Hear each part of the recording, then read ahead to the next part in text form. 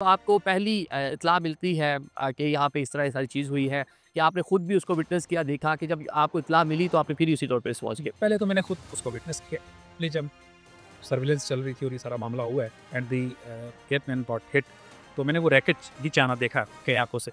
तो जस्ट मैंने इन्फॉर्म किया अपने सीनियर्स को and I just rush towards the side.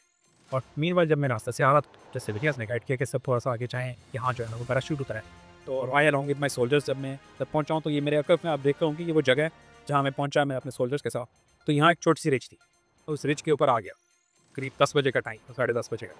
तो जब मैंने उसे पहली दफ़ा देखा है तो वो खेत में भाग रहा था। 200 से 300 जो सिविलियंस हैं उसके पीछे भाग रहे हैं और the emotions of civilians are very high. बड़ा फ्यूरियस मॉब था। अच्छा, इमोशन हाई होने के एक रीज़न भी है। में हम देखते हैं कि आईरोज़ इंडिया की जानिब से सीज़ फायर की खिलाफवर्जी की जाती है, या फिर जो सिविलियन आबादी है उसको निशाना बनाया जाता है, उनका जानी और माली नुकसान वगैरह भी होता है। जी। जी, बिल्कुल ऐसे ही।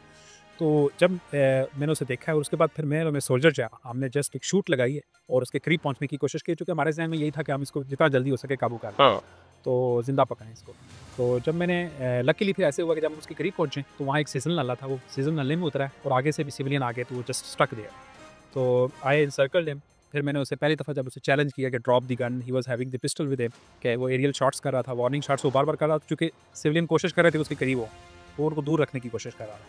But anyhow we managed कि हमने उसे चैलेंज किया, फिर उसने वो वेपन अपना ड्रॉप किया, वो फिर वेपन हमने रिकवर किया, ही वाज हैविंग पिस्टल। मतलब बाकायदा तौर पर अभिनंदन ने, जब पाकिस्तानी फोर्सेस, ये हमारे पाक फौज के मुसल्लह जवान जब वहाँ पे पहुंचे, तो अभिनंदन ने सरेंडर किया, बाकायदा तौर पर अपना इंट्रोडक्शन करवाया, बताया अपना जो नंबर था 27981, आई एम विंग कमांडर अभिनंदन, ये बोला उन्होंने। जी बिल्कुल। अच्छा। जो नेम प्लेट थी इट वाज अभी। मेरे जो कैप्टन हसीब थे वो भी, उन्होंने भी इस क्वेश्चन से पूछा, क्योंकि हमें आइडिया नहीं था कि अभी से मायने क्या था। जब उन्होंने कंप्लीट नेम बताया कि अभिनंदन वर्थमा, वी केम टू नो के तो बाकायदा सरेंडर कर दिया। फिर उसके बाद जब उन्होंने सरेंडर कर दिया, फिर आप लोगों ने किस तरह से उसके साथ ट्रीट किया? क्योंकि इस वो से आलमी लॉज़ है, जिनेवा कन्वेंशन है, और एक कैदी के जो हकूक़ होते हैं, वैसे एक ऑफिसर जो उसके हकूक़ थे, किस तरह आपने उसको दिए? जी बिल्कुल, ऐसे ही हमारे ज़हन में था कि हमने इसको ज़िंदा पकड़ना है और फिर जो obviously as a professional army उसका एक है, जो प्रिजनर्स के एक जो राइट्स हैं वो हमने उसको पूरे दिए हैं। उसको पूरा उसकी डिग्निटी का ख्याल रखा है, उसको उसी तरह से ट्रीट किया, जो अपनी वो स्टेटमेंट्स में भी एक्नॉलेज करता है।